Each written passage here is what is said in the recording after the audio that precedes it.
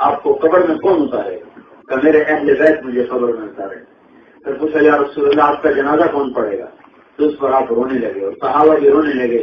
ہمارے نبی کا جنازہ ایسے نہیں ہوا جیسے ہمارے ہوتے ہیں ایک امام پیچھے مقتدی. کیسے ہوا ابھی بتا رہا ہوں.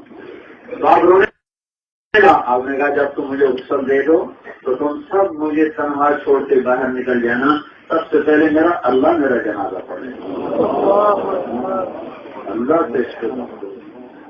اور اس کے بعد جبریل اور میکائیل اور اسرافیل اور ملک الموت اور عرش کے فرشتے میرا جنازہ پڑھیں گے. پھر اس کے بعد ساتوں آسمان کے فرشتے میرا جنازہ پڑھیں گے.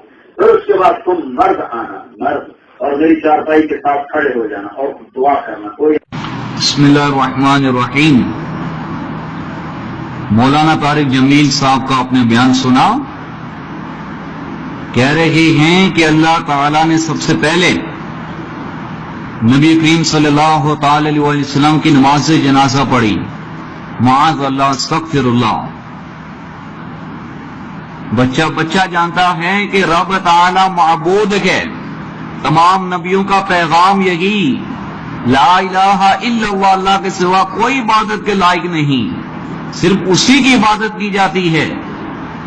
لیکن جناب کی جہالت دیکھیں کہ رب تعالی کو معبود سے نیچے لا کر عابدوں کی صف میں نماز پڑھنے والوں کی صف میں لا کے کھڑا کیا. اللہ تعالیٰ اس چیز سے پاک ہے کہ وہ کسی کی عبادت کرے. اسی بات تو کافروں نے بھی آج تک نہیں کہی. انہوں نے رب تعالیٰ کو عابدوں کے صف میں لا کے کھڑا نہیں کیا. لیکن جناب کی جہالت, اگر رب تعالیٰ بھی نماز سے پڑھنے لگ گیا تو پھر خالق اور مخلوق, عابد اور معبود میں فرق کیا رہ گیا؟ بندے اور خدا میں فرق کیا رہ گیا؟ لیکن جہالت کا پھر کیا علاج؟ اور مزے کی بات یہ کہ ابھی تک دیوبند کے مفتیوں کی طرف سے کوئی اس پر فتویٰ نہیں آیا. طالبان کو شہید قرار دینے کے لیے, فوجیوں کی نماز جنازہ نہ پڑھنے کے لیے آئے دن ان کے فتوے آتے ہیں.